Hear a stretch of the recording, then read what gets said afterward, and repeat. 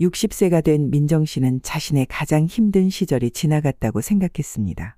그녀는 남편을 간암으로 잃고 지난 1년 동안 남편 없이 살아가는 법을 배우며 보냈습니다.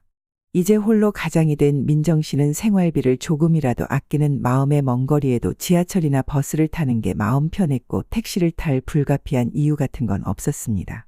그날도 그랬습니다. 봄바람 안온한 4월 중순 벚꽃이 만개할 무렵이었습니다. 어디 멀리 따로 꽃 구경할 필요는 없었습니다. 집 앞 동네 산책만으로도 충분히 아름답고 만족스러운 꽃 구경이었습니다. 그런데 앞불싸. 동네 벚꽃길에 이런 턱이 있었나? 도저히 턱이 있을 턱이 없는 곳에서 발목을 삐끗했습니다. 발등이 커브를 그리듯 휘어지며 시큰한 느낌과 동시에 눈앞이 아득해졌습니다. 순식간의 일이었습니다. 정신을 차리고 보니 평지와 겨우 3cm 정도 차이 나는 보통 계단의 10분의 1도 안 되는 단차를 가진 곳에서 발목을 접지른 것이었습니다. 어이없고 믿을 수 없었습니다. 그런데도 거짓말처럼 꼼짝달싹도 할 수 없었으니 그 위치 그대로 퍼질러 앉아 발목만 할 일 없이 주물러야 할 상황인데 이번에도 또 거짓말처럼 택시 한 대가 민정 씨 앞에 멈춰섰습니다. 운전사는 다정한 얼굴의 60대 중반 남성 재호가 걱정스러운 표정으로 물었습니다. 어디 다치셨어요? 병원이나 댁에 모셔다 드릴까요? 조수석 창문을 내리면서 나이가 꽤나 들어 보이는 운전기사가 민정 씨 쪽으로 몸을 기울이며 큰 소리로 물었습니다. 이게 무슨 경우람?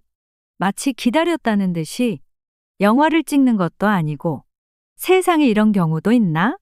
지나가는 택시가 먼저 나서다니.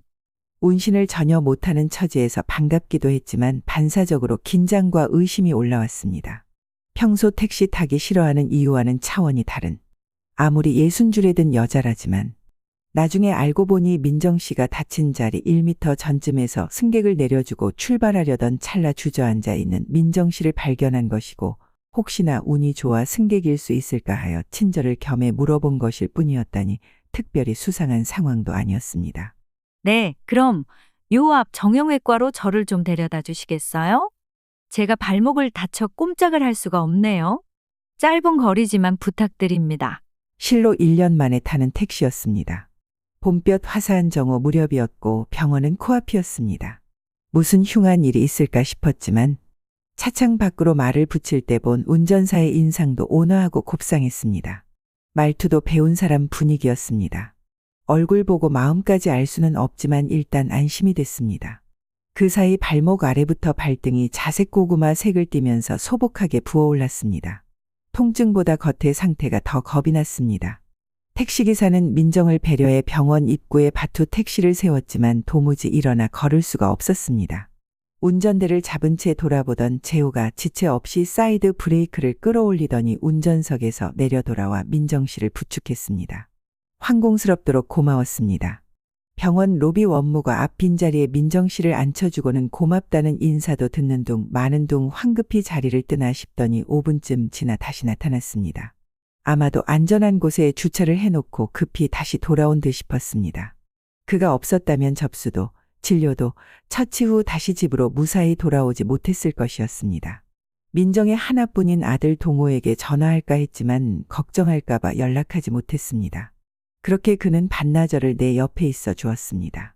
민정은 돈벌이를 공친 그의 시간을 걱정하면서도 생전 처음 본 사람이 옆에 붙어 있는 어색함과 황당함에 어쩌지 못하면서도 과분한 신세를 졌다며 이제 그만 가보시라고 하지도 못했습니다.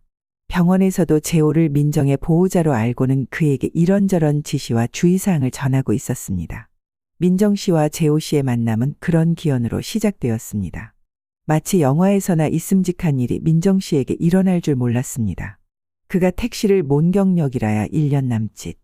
3년 전 벼랑간 사별한 아내를 이렇게도 못 잊고 저렇게도 못 잊어서 마음 대신 운전대를 잡았다고 했습니다. 택시를 몰면 싫어도 이리저리 쏘다니게 되고 손님을 태우고 긴장하는 사이 피곤으로 지친 몸 그대로 쓰러져 자다 보면 아내 없는 일상에 다시 적응할 수 있을까 하고 시작한 일이었습니다. 저도 아내를 잃었습니다. 3년 전에요.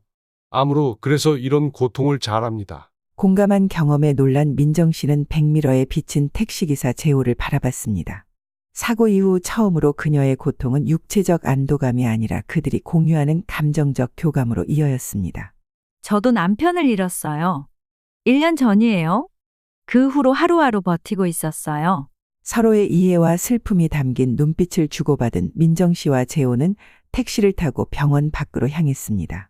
민정 씨 집 앞에 도착 후 두 사람은 연락처를 주고받았습니다. 그날부터 재호 씨는 민정 씨의 회복을 계속 전화로 확인했습니다. 병원 통원 방문으로 시작된 것은 곧 더 깊은 대화로 이어졌습니다. 그들은 서로의 슬픔에 대해 유대감을 형성하고 배우자의 이야기와 상실에 어떻게 대처했는지 공유했습니다. 두 사람은 병원 통원이 끝난 후에도 카페에 가서 커피를 마시거나 공원을 천천히 산책하며 둘 다 조심스럽긴 하지만 우정 이상의 무언가가 자라기 시작하는 것은 분명하게 느끼기 시작했습니다. 다음엔 고향에 꽃 축제에 갑시다. 민정 씨 코스모스 좋아하시잖아요. 거기 칼국수 잘하는 집 알아요. 재우 씨 칼국수 좋아하시니 거기서 밥 먹어요. 두 사람이 서로의 동료에서 위로를 찾으면서 시작된 것은 곧 더 많은 것으로 바뀌었습니다. 두 사람 모두 파트너를 잃었지만 공유된 경험에서 위안을 찾았고 황혼의 로맨스가 꽃피우기 시작했습니다. 그러나 가까워질수록 모두가 반갑게 생각하지는 않았습니다. 민정의 아들 동호는 엄마와 재호의 유대감이 커져가는 것을 보고 달갑게 여기지 않았습니다. 그에게 그것은 단지 마음속에서 아버지의 자리를 잃는 것뿐만 아니라 이 새로운 관계가 무엇인지에 대한 것이기도 했습니다. 민정 씨가 오랜만에 아들 부부와 함께하는 가족 저녁 식사 시간이었습니다. 민정은 조용히 앉아 국을 한술 뜨고 있고 아들 동호는 민정을 주의 깊게 지켜보며 말했습니다. 엄마, 요즘 자주 밖에 나가시더라고요. 그 택시 기사분이랑 계속 만나고 계신 거예요? 민정은 갑작스러운 질문에 깜짝 놀라 고개를 들었습니다. 숟가락을 내려놓고 말했습니다. 그래, 우린 비슷한 아픔을 겪고 있어서 서로 위로가 돼. 위로요? 아빠 돌아가신 지 얼마나 됐다고 벌써 다른 사람을 만나세요? 저희 생각은 안 해요? 동호야, 너도 알잖니? 내가 아빠를 얼마나 사랑했는지. 하지만 나도 나의 삶을 찾아야 하지 않겠니? 아들 동호의 얼굴이 굳어지며 두 사람 사이에는 잠시 팽팽한 긴장감이 생겼습니다. 엄마, 그 사람이랑 더 가까워지면 안 될 것 같아요. 다시 결혼 같은 거 생각하지 마세요. 엄마가 재혼하면 재산 문제도 복잡해질 거 아니에요? 그 말을 들은 민정의 표정이 무너졌습니다. 그녀는 새로운 연애의 금전적 영향을 고려하지 않았으나 아들 동호가 암시하는 것이 무엇인지 금방 알아차렸습니다. 너, 그런 생각만 하고 있는 거니? 엄마가 행복할 수 있을까 고민하기보다는 아빠가 평생 모아놓으신 퇴직금이 있어요. 엄마가 재혼하시면 그 돈이 다 그 사람한테 갈 수도 있잖아요. 우리 가족을 생각해야죠. 그 사이 재호 역시 자신만의 어려움에 직면했습니다. 그의 외동딸 유진 역시 그가 민정과 점점 가까워지는 것을 눈치채고 아버지의 재혼 가능성에 대해 똑같이 걱정했습니다. 그녀의 걱정은 이뿐만이 아니었습니다. 감정적이었고 재정적이었습니다. 아빠, 그분이랑 자주 만나는 것 같아요. 다시 결혼하실 생각은 아니시죠? 결혼이라니. 그런 얘기는 한 적 없어. 그냥 서로에게 위로가 되고 있을 뿐이야. 아빠, 그럼 다행인데. 솔직히 걱정돼요. 만약 재혼하게 되면 아빠 퇴직금이나 남은 재산이 다 그쪽으로 넘어갈 수 있잖아요. 저도 이제 가정을 이루고 싶고. 부모님 자리에 그 아줌마가 있으면 좀 힘들어질 수도 있어요. 유산뿐만 아니라 딸이 이런 생각을 할 줄은 몰랐기 때문에 재호의 얼굴이 굳어졌습니다. 너도 나를 생각해서 하는 말이겠지만 내가 이렇게 살아가는 게 쉬울 것 같니? 너희 엄마 잃고 나도 한참을 헤맸다. 지금 그분이 내 삶에 들어오면서 조금씩 다시 살아가는 느낌을 받았을 뿐이야. 그 아줌마 말이 바뀔 수도 있잖아요. 아빠도 생각이 바뀔 수 있고 각서라도 써주세요. 두 가족 모두 잠재적인 재혼 및 상속 문제에 대한 우려를 표명하면서 민정과 재호에 대한 압력은 견딜 수 없을 만큼 커졌습니다. 그들의 자녀들은 그들의 관계가 더 진전되면 대가를 치르게 될 것임을 분명히 했습니다. 두 사람은 하루라도 빨리 함께 하고픈 마음에 자식들이 원하는 대로 유산 상속 계약서에 서명해야 했습니다. 자녀 각자에게 상속 재산을 미리 해주고 또한 각자 별도로 유지하기로 법적으로 합의한 각서입니다. 민정 씨와 재호 씨는 함께 변호사 사무실에 앉았습니다. 잠깐의 침묵이 흐르고 긴장감 넘치는 분위기였습니다. 민정은 재호와 변호사가 작성한 각서 초안을 내려다보았습니다. 재호 씨는 관자놀이를 문지르며 한숨을 쉬었습니다. 이게 우리가 가야 할 길인 건가? 나도 이런 일까지 가게 될 줄은 몰랐어요. 저도 그래요. 하지만 우리 아이들이 재산 때문에 이런 걱정을 하고 있다는 게 너무 속상해요. 그들은 서로에 대한 사랑과 가족에 대한 충성심 사이에서 갈등하며 오랜 시간 동안 침묵 속에 앉아 있습니다.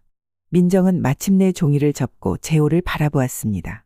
우리가 이렇게 해야만 한다면 그래도 난 당신과 함께하고 싶어요. 이건 그냥 형식적인 거니까 우리 사이엔 아무 영향도 없을 거예요.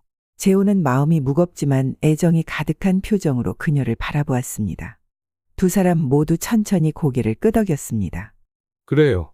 우리 그렇게 합시다. 하지만 한 가지는 알아둬요. 난 당신을 사랑하는데 그게 변하는 건 아니에요. 재산 상속을 미리 받은 두 사람의 자녀들은 안도하였고 민정 씨와 재호 씨의 재혼을 못마땅해 했지만 말릴 순 없었습니다. 두 사람은 지인을 초청해 간소하게 결혼식도 했습니다. 자녀들은 바쁘다는 핑계로 참석하지 않았습니다. 드디어 민정 씨와 재호 씨는 한 집으로 살림을 합치며 자리 잡았습니다. 정원 가꾸기, 함께 산책하기, 집에서 식사하기 등 소소한 즐거움으로 하루하루를 조용한 만족감으로 가득 채워졌습니다. 재혼 후 민정 씨와 재호는 일상의 안정을 찾았지만 자녀와의 관계는 여전히 멀었습니다.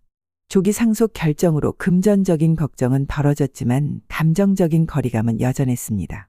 자녀 동호와 유진과의 대화는 점점 줄어들었고 대화는 개인적인 것보다 형식적인 쪽으로 흘러가는 경우가 많았습니다. 종종 두 사람은 함께 아들 동원의 집에 가서 근황에 대해 묻지만 동원은 짧고 예의 바르게 대답하고 재호 씨와는 한 번도 눈을 마주치지 않았습니다. 요즘 회사 일은 어때? 승진 이야기 들었는데 잘 되고 있니? 네, 그냥 바빠요. 할 일도 많고 책임이 늘어나서. 민정 씨는 아들과 거리감을 느끼면서도 더 이상 대화를 이어가지는 못했습니다. 뒤에 조용히 앉아 대화를 지켜보는 재호 역시 눈치만 보며 두 사람을 힐끗 쳐다봤습니다.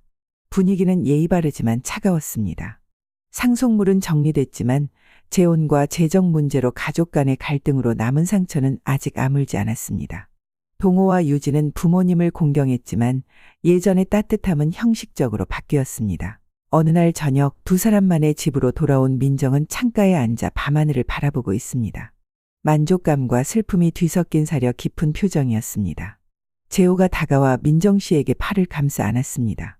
동우한테 한번 집에 놀러 오라고 했는데 오늘도 그냥 바쁘다고만 하네요. 걱정하지 마요. 시간이 지나면 더 가까워질 거예요. 그랬으면 좋겠어요. 하지만 때로는 내가 그 아이에게 상처를 준 것 같아서 마음이 아파요. 아빠를 잃고 나서 내가 너무 빨리 다른 사람을 만났다고 느끼는 게 아닌가 싶어요. 그렇지 않아요. 아이들은 결국 이해할 거예요. 중요한 건 당신이 지금 행복하다는 거예요. 민정 씨는 고개를 끄덕이지만 대답하지 않았습니다. 그녀의 생각은 죽은 남편에 대한 기억과 재호를 향한 사랑이 깊어짐에도 불구하고 여전히 그녀를 짓누르는 죄책감에 남아 있었습니다. 한편 재호 씨와 자녀 유진의 관계도 적대적이지는 않지만 형식적인 관계를 유지하고 있었습니다. 어느 날은 유진이 갑자기 찾아와 재호와 민정 씨를 당황하게 만들기도 했지만 민정 씨는 항상 반갑게 맞아주었습니다. 몇 주 뒤 또다시 유진이 불쑥 두 사람의 집으로 찾아왔습니다. 아빠, 얘기 좀 할 수 있을까요? 그냥 제가 미뤄두었던 말이 있어요. 물론이지. 무슨 일이니? 솔직히 말해서 엄마가 돌아가신 후에 아빠가 다른 사람을 만나시는 게 너무 힘들었어요. 이해하기 어려웠고 아빠가 너무 빨리 잊으신 것 같아서 미워하기도 했어요. 재호는 말을 고개를 끄덕이며 열심히 들어주었습니다. 하지만 이제는 좀 더 이해할 수 있을 것 같아요. 아빠도 혼자가 되는 게 두려웠겠죠. 그리고 그분도 아빠한테 중요한 분이라는 걸 이제 알 것 같아요. 재호의 눈빛이 부드러워지며 유진의 손을 잡으려고 손을 뻗었습니다. 너도 힘들었을 걸 알아. 나도 내 엄마가 너무 그립다. 하지만 그립다고 해서 내가 항상 혼자 살아야 하는 건 아니잖니. 민정 씨는 내게 새로운 삶을 선물해줬어. 이제 아빠가 행복하신 걸 보고 저도 그걸 조금씩 받아들이려고 해요. 오랫동안 바랐던 안도감과 이해를 느끼며 재호 씨와 민정 씨는 함께 웃었습니다. 세월이 흘러 민정 씨와 재호 씨는 계속 평화롭게 함께 살았습니다. 그러나 시간이 부족하고 유언장을 마무리할 때가 왔다는 것을 알고 남은 재산을 아이들에게 맡기기로 결정했습니다. 다시 한번 변호사 사무실을 찾아 민정 씨와 재호 씨는 앉아 있었습니다. 이번에는 차분하면서도 단호한 분위기였습니다. 변호사와 함께 유언장에 대한 세부적인 사항을 논의를 했습니다. 지금 남은 재산은 자녀들에게 공평하게 상속하시겠다고 말씀하셨는데 일부는 특별히 나눠드릴 계획도 있으신가요? 네. 남은 재산은 각 자녀에게 나눠줄 예정인데 특히 저희를 잘 이해해주고 끝까지 배려해준 자녀들에게는 조금 더 남겨주고 싶어요. 차분하고 만족스러운 얼굴로 최종 문서에 민정 씨와 재호 씨는 서명했습니다. 민정 씨는 자녀들의 공정성과 평화를 보장하기 위해 할 수 있는 모든 일을 했다는 것을 알고 미소를 짓습니다. 우리 할 수 있는 건 다 했어요. 이제 남은 건 그 아이들이 잘 살아가는 걸 지켜보는 거겠죠. 말년을 맞이한 민정과 재호는 소소한 즐거움으로 가득한 나날을 조용히 살아가고 있습니다. 가끔씩 아이들을 만나기도 했지만 한때 존재했던 깊은 유대감은 점점 멀어져 갔습니다.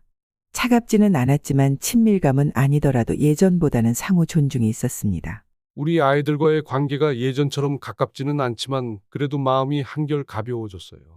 그 아이들 나름대로 잘 살아갈 거라고 믿어요. 그래요.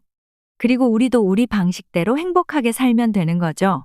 이 연속에서 우리는 민정 씨와 재호가 인생의 후반기를 함께 헤쳐나가고 상속 문제를 해결하고 자녀와의 관계를 일부 회복하고 궁극적으로 평화롭게 살아가는 모습을 봤습니다. 두 사람은 재혼하기 위해 자식에게 예정보다 빨리 유산 상속을 했습니다. 혹시라도 있을지 모를 유산 다툼을 막기 위한 자구책이기도 했습니다. 홀로 된 늙은 부모들은 자식에게 짐이 되기 싫다며 의지할 사람을 찾아 사실혼 관계를 이루는 경우가 많습니다. 처음엔 자식들도 부모 부양과 간병의 부담을 덜게 돼 내심 반기다가도 부모가 병약해지면 상속재산 때문에 태도를 바꾸는 모습에 법적 분쟁을 벌이는 사례도 많다고 합니다. 이 모습을 보고 씁쓸하지 않을 사람은 없을 것 같다는 생각이 들기도 합니다. 여러분이 만약 주인공이라면 오늘 이야기 속에서 어떻게 대처하셨을 것 같으신가요? 이와 관련하여 여러분의 자유로운 생각들을 댓글로 남겨주세요. 이상으로 오늘의 영상을 마치겠습니다. 모든 구독자분들의 행복한 여생을 응원합니다. 다음에 더 흥미로운 이야기로 찾아뵙겠습니다. 시청해 주셔서 감사합니다.